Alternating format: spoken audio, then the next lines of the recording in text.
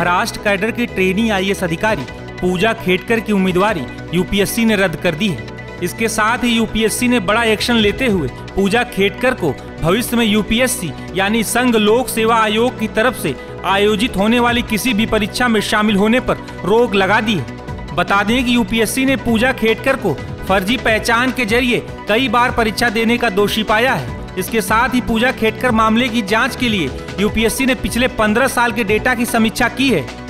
इस समीक्षा के बाद एक चौंकाने वाली जानकारी सामने आई है। बता दें कि जांच के बाद ये सामने आया कि पूजा खेडकर का इकलौता ऐसा केस था जिसमें ये पता नहीं लगाया जा सका कि पूजा खेडकर ने कितनी बार यूपीएससी की परीक्षा दी है, क्योंकि पूजा ने हर बार न केवल अपना नाम बल्कि अपने माता पिता का नाम भी बदल लिया था।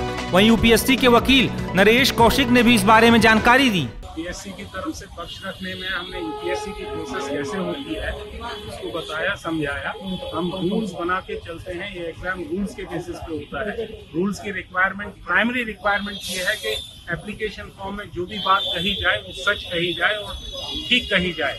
उस इंफॉर्मेशन को कंसील करना, सप्रेस करना और मिसलीड करना अगर हुआ तो हमारा रूल क्लियरली बोलता है कि डिसिप्लिन इसके अगेंस्ट कैंडिडेचर ऑफ कैंसिल और बाकी की कार्रवाई करने के साथ साथ उसका प्रोसिक्यूशन भी किया जा सकता है।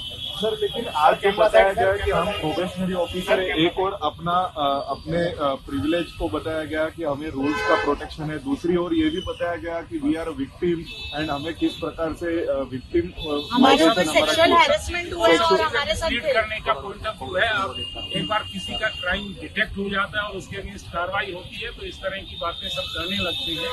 ये नहीं बताया उन्होंने कि उन्होंने क्राइम नहीं किया। उन्होंने बोला कि हाँ, ये हमने गलती से बोनाफाइडली इंफॉर्मेशन गलत दे दिया। जहाँ तक प्रोबेशन के रूल्स की बात आती है वो सर्विस से रिलेटेड है। यहाँ तो इसका कैंडिडेचर ही इनवैलिड था, हमने कोर्ट को बताया। वो तो अपीयर ही नहीं हो सकती, तो सर्विस से रिलेटेड नाम बदलने का अधिकार है, लेकिन नाम अगर क्रिमिनल इंटेंशन से बदला जाए, कुछ गलत बेनिफिट लेने के लिए बदला जाए तो किसी का भी अधिकार नहीं। इसने अपना नाम नहीं, माँ का भी नाम बताया हमने, किसने बदल दिया, और बाप का नाम भी बताया कैसे बदल दिया।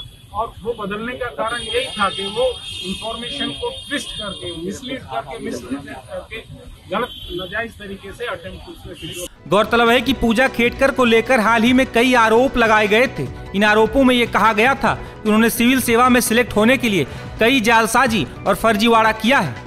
इन आरोपों के बाद जब यूपीएससी ने जांच करवाई तो ये सामने आया कि सिविल सेवा में सिलेक्ट होने के लिए पूजा खेडकर ने बड़े पैमाने पर फर्जीवाड़ा और जालसाजी की है। इसके साथ ही उनके विकलांग सर्टिफिकेट को लेकर भी सवाल उठ रहे थे।